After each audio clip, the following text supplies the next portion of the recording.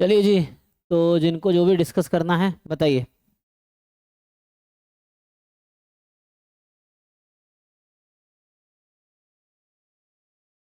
जिनको जो भी डाउट होगा तो।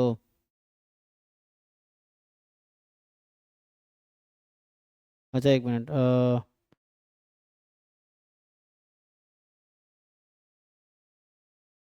प्रेफरेंस।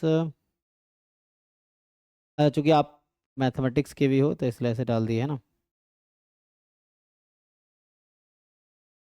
ठीक है, मेन तो। सो हम ओके। फर्स्ट प्रेफरेंस ही आपको मतलब फर्स्ट ही मिल जाएगा पहले में भी। एक्सेप्ट एंड फ्रीज करो, दैट्स ऑल। कुछ नहीं करना।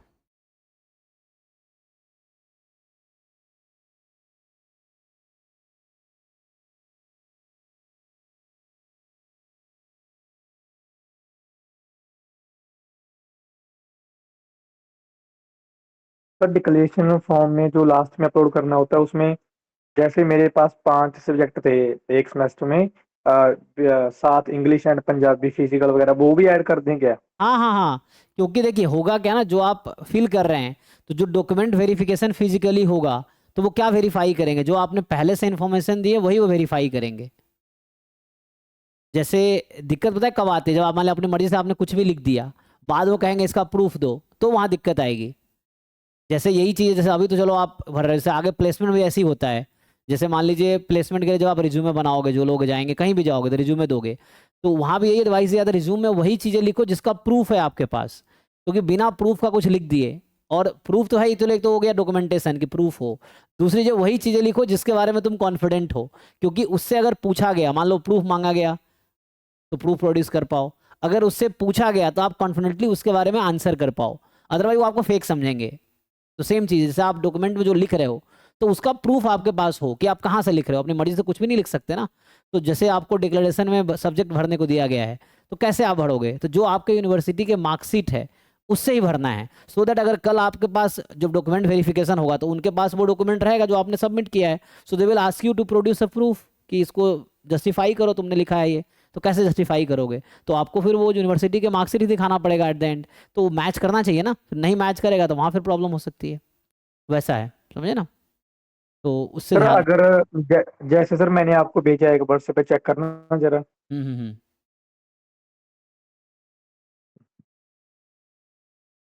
सर और ऑफर लेटर मतलब ये 6 के 6 जन का आएगा या बस एक ही जन का आएगा मतलब नहीं। 25? जो पहला लिस्ट आएगी। हाँ मतलब ऑफर लेटर आएगा ना सर, तो वो 6 के 6 कॉलेज का आएगा या बस एक ही का जो हमने फर्स्ट प्रेफरेंस सिलेक्ट किया उसका ही आएगा? नहीं नहीं, फर्स्ट का ही आएगा। मतलब यहाँ जैसे मान अच्छा लो आपने अच्छा। 6 प्रेफरेंस भरे हैं आपने, तो हाँ हाँ आपको पहले ही राउंड में वो देखेंगे कौन सा मिल सकता है। तो स्टार्ट हाँ। करते हैं पहले प्रेफरेंस से, कि आपकी रैंक देखेंगे और ओके प्रेफरेंस देखेंगे।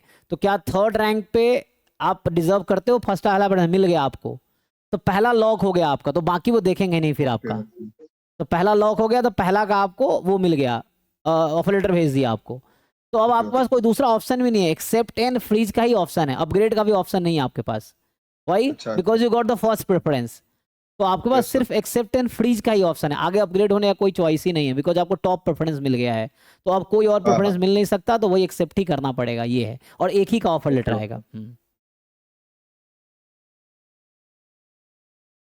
ठीक है, और अच्छा। सर फीस भी वो 25 से 30 के बीच जो 5 दिन का गैप दिया उसके बीच में भरना होगा ना? हाँ। 15,000। जैसे मान लीजिए 25 तारीख को अभी आएगा, 25 अप्रैल का डेट दिया ना, तो में फर्स्ट पच्चीस लिस्ट। मई का, ओके, 25 मई से 30 मई का विंडो खुला है।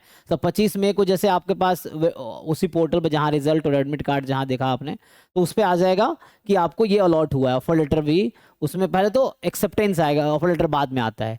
पहले तो आपको प्रेफरेंस आएगा कि आपको ये अलॉट हुआ, आप एक्सेप्ट करते हो कि नहीं करते हो। तो तीन ऑप्शन वही, accept freeze, accept and upgrade, और रिजेक्ट मतलब exit from the admission round. तो आप एक्सेप्ट एंड फ्रीज कर लिए, तो आपकी सीट लॉक हो गई। उसके बाद फिर आपको ऑफर लेटर आएगा।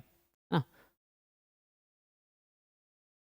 ये था ना क्वेश्चन? आपको क्वेश्चन ओके क्या सर। था? क्वेश्चन ये था ना? हाँ हाँ यही था सर। हाँ हाँ। हम्म। तो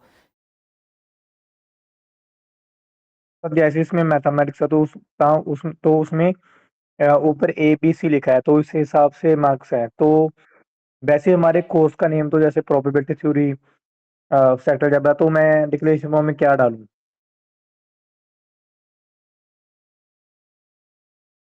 ये जो है आप कह रहे हो कि ये जो है आपके पास, इसमें क्या है, ये जो कैसे लिखा है, इंग्लिश कम्युनिकेशन मान लो है, तो ABCD का मतलब क्या हुआ यहाँ पे?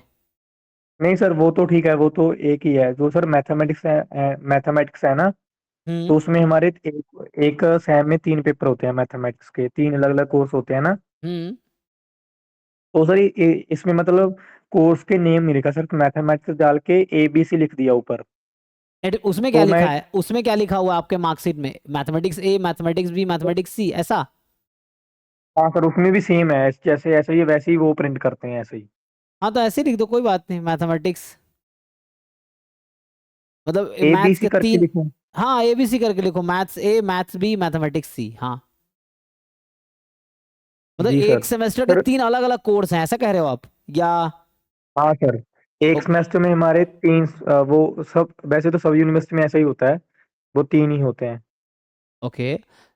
नहीं नाम लेकिन थोड़ा वैसा है ना, mathematics A, mathematics B, mathematics C, तो वही आप लिखो फिर ऐसे। हम लोग था मैथमेटिक्स 1, मैथमेटिक्स 2, मैथमेटिक्स, हम लोग भी पढ़ाते हैं यूनिवर्सिटी में। वहाँ है प्रोबेबिलिटी 1, प्रोबेबिलिटी 2, स्टैटिस्टिक्स 1, स्टैटिस्टिक्स 2, तो कोर्स का नाम है, तो वैसे ही लिखना है उस तरह से। जी सर। सर अगर मैं इंग्लिश या और पंजाबी ना लिखूं डिक्लेरेशन फॉर्म में, तो कोई दिक्कत तो नहीं होगा? दिक्कत नहीं होगा, मेनली डिक्लेरेशन में यही है ना कि आपने क्या क्या सब्जेक्ट पढ़े हैं। वैसे दिक्कत नहीं, मार्कशीट भी तो तो आप अपलोड कर ही रहे हो, तो दिक्कत नहीं होगा, बट लिख दोगे तो जी सर। नुकसान नहीं है, ये है। और वो हाँ सर। MAQ के लिए वेरीफाई करते हैं कि आप क्या उस क्राइटेरिया में फिट बैठ रहे हैं कि नहीं। हाँ तब मेनली जो दिक्कत। मिनिमम एलिजिबिलिटी क्वालिफिकेशन, या जो था कि कितना सब्जेक्ट का, कहीं कहीं हालांकि इसमें कम रेस्ट्रिक्शन है, लेकिन बहुत जगह रेस्ट्रिक्शन रहता है ना, कि कम से कम 2 मैथ कोर्स पढ़े हो हर ईयर में, ऐसा हाँ कुछ, तो उसके उसके लिए। लिए वो चेक करते हैं कि क्या उसके लिए फिट हो कि नहीं। तो इससे अच्छा है कि जो मार्कशीट पे है जितने ज़्यादा सारे सब्जेक्ट सब डाल दो, उसमें आपका कोई लॉस नहीं है ना। आप बस उनको ये पता चला गया अच्छा आपने ये कोर्स पढ़े हैं, तो उससे कोई दिक्कत नहीं है। सारे कोर्स आप एंटर कर दो एज इट इज, जिसका डॉक्यूमेंट मतलब जो डॉक्यूमेंट में है वही लिख देना है, ऐसा। सर एंड जो डिक्लेरेशन फॉर्म होगा वो प्रिंट करके उसमें पेन से लिख के अपलोड करना होगा ना वो तो? डिक्लेरेशन वाला जो है, हाँ। जी सर। हाँ पेन से लिख के फिर उसको स्कैन करके वापस अपलोड करना है। जी सर, ठीक है। प्रिंट कर लो, हाँ। टाइप करके किया तो भी चलेगा ना, वर्ड फाइल का फिर PDF में कन्वर्ट हाँ किया। PDF डाउनलोड करोगे, उसको ऑनलाइन वर्ड में कन्वर्ट कर लो, वर्ड करके फिल कर लो।